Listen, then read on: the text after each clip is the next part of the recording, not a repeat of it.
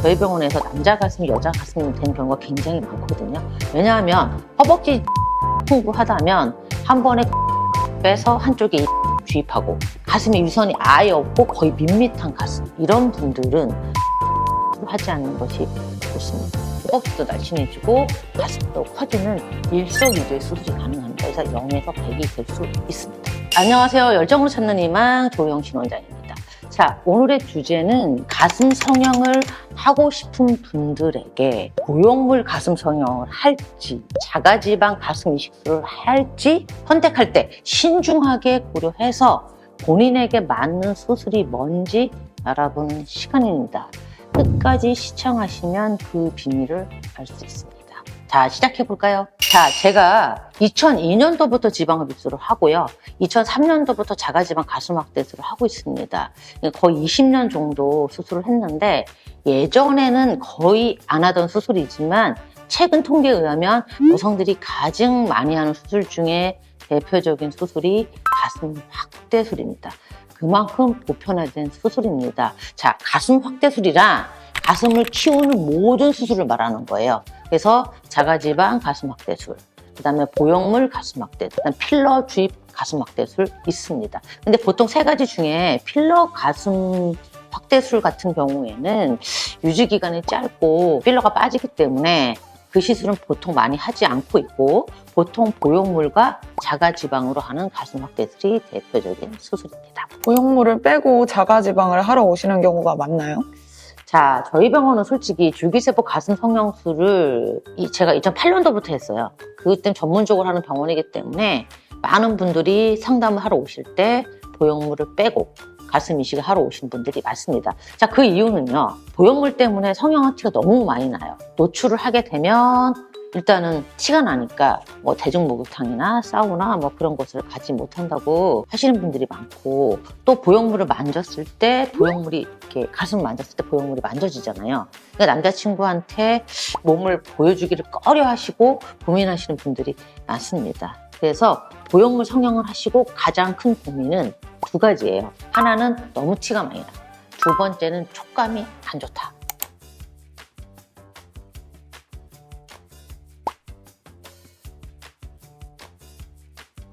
자가지방 가슴 이식술로 보형물만큼 사이즈 증가가 가능한가요? 0에서 100이 될 정도로? 자, 일단은 보형물은 삽입을 하게 되면 그 사이즈가 그대로 유지되는 장점이 있습니다. 그래서 원하는 사이즈에 한 번에 도달할 수 있겠죠. 근데 자가지방 가슴 확대술은 저희가 최대 한 번에 150mm 정도의 확대가 가능합니다. 그러니까 가슴이 너무 작아 0이에요. 이런 경우는 한 번으로는 원하는 사이즈에 도달하지 않습니다. 그런데 저희 병원에서 남자 가슴이 여자 가슴이 되는 경우가 굉장히 많거든요. 왜냐하면 허벅지 지방이 풍부하다면 한 번에 900ml를 빼서 한쪽에 220 주입하고 허벅지 또 앞쪽에서 또 빼서 또 220을 주입하면은 250, 또 300ml까지도 충분히 확대가 가능해서 허벅지도 날씬해지고 가슴도 커지는 일석이조의 수술이 가능합니다. 그래서 0에서 100이 될 수 있습니다.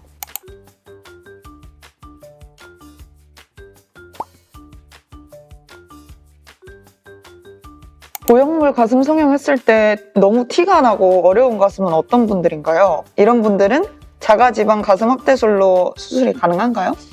보형물에 가장 적합한 가슴은 이렇게 생각하시면 돼요. 가슴이 어느 정도 있어요. 그러니까 그 안쪽에 집어넣어요. 그러면 가슴이 있으니까 가려지니까 티가 별로 안 나요. 그런 분들 같은 경우는 보형물을 해도 큰 문제는 없지만 너무 짝짝이가 심해. 그리고 가슴이 너무 벌어졌어.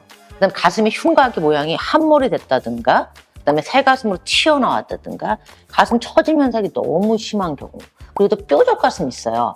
그런 경우, 그다음에 가슴에 유선이 아예 없고 거의 밋밋한 가슴, 이런 분들은 보형물 시술을 하지 않는 것이 좋습니다. 왜냐하면 보형물 넣으면 너무 성형한 티가 많이 나서 보형물을 빼야 합니다. 줄기세포 자가지방 확대술의 경우에는 위에 살에 모두 수술이 가능합니다. 뭐 짝짝이가 심해요. 한쪽에 더 많이 넣고 해서 짝짝이 교정도 가능하고, 가슴이 벌어지잖아요. 그럼 바깥쪽에 더 많은 지방을 넣어요.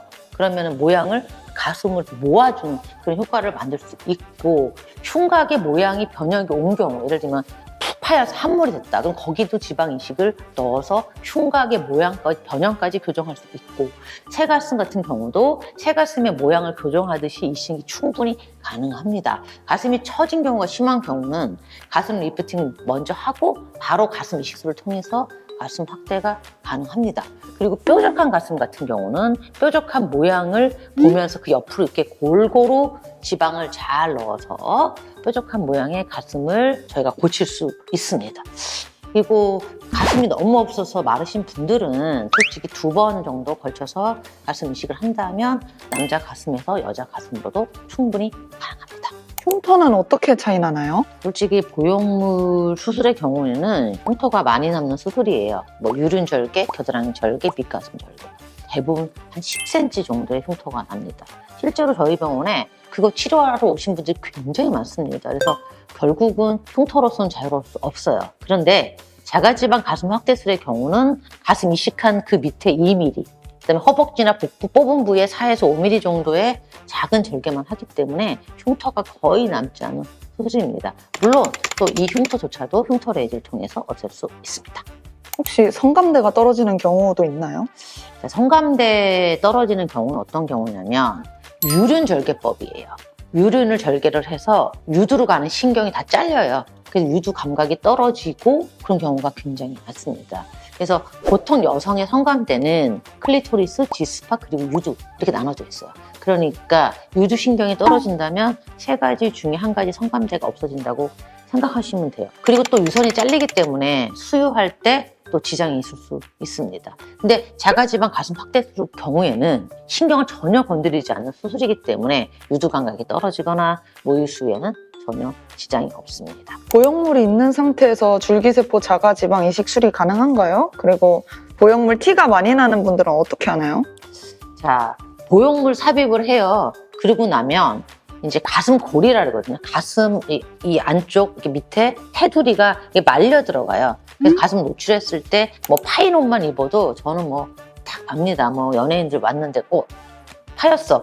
보형물 맞네? 알 정도로 티가 많이 나요. 그러니까 이런 분들을 후회하시는 분들이 보형물 빼고 가슴 확대술 많이 하고 싶어 해요. 물론 지방이 풍부하다면 보형물 제거하고 지방 이식을 받으면 되는데 지방이 부족해요. 그러면 보형물이 있는 상태에서 그 테두리 옆에 이렇게 말려 들어간 그 부분에다가 동그랗게 지방 이식하는 방법, 그걸 도넛 지방 이식술이라 해요. 그런 시술을 하거나 또 지방이 좀 더 만져지는 게 싫으면 보형물 위까지 넣어요. 그래서 위에 하고 테두리까지 다 넣으니까 반호빵처럼 지방 이식술을 통해서 아름다운 가슴 라인을 만들 수 있습니다. 그리고 이제 보형물을 삽입하고 나서 가슴 압박옷을 벗는 시기가 오면 언제든지 줄기세포 가슴 이식술은 받을 수 있습니다. 보형물만큼 줄기세포 자가지방 이식술이 유지기간이 긴가요? 보형물 넣자마자 산화가 되면서 얘가 닳기 시작하거든요. 그래서 보형물도 보통 뭐 10년 정도마다 이제 교체를 해야 된다라고 말을 합니다. 근데 줄기세포 가슴 이식술의 경우에는 지방을 넣잖아요. 지방이 넣어서 혈관이 자라요. 생착이 다 돼요. 그러면은 이게 한 3개월 정도 지나거든요. 그러면 이때 내 몸의 지방과 동일한 지방으로 자리를 잡습니다. 그래서 3개월이 지나고 나면 1년, 3년, 5년, 10년까지 영구적으로 남습니다. 그래서 지방 이식술의 결과가 좋다면 영구적으로 사이즈가 유지되는 것을 확인할 수 있고 저희 병원에서는 5년, 10년 정도 되는 사진도 제가 보유하고 있습니다. 물론 노화가 진행된다면 지방도 노화의 프로세스를 겪게 되니까 뭐 당연히 노화가 되겠죠. 그래서 1년 이상 지방이 빠지지 않고 자리를 잡으면 갑자기 지방이 없어지거나 가슴이 작아지는 경우는 거의 없습니다. 그래서 거의 영구적인 시술입니다.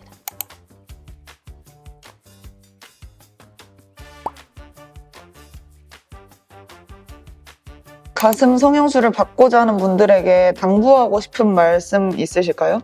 자, 이게 가슴을 키우고자 하는 가슴 성형술의 경우는 자기 몸에 하는 거예요.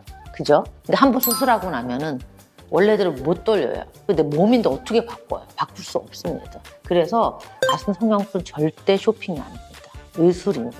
그리고 또 한 번 망가지잖아요. 고치기 굉장히 힘들어지고 본인에게 맞는 수술이 어떤 건지 신중하게 결정해야 합니다. 너무 마르고 살도 없고 가슴 모양이 특이한 경우에 부영문 수술은 하지 않는 것이 좋습니다.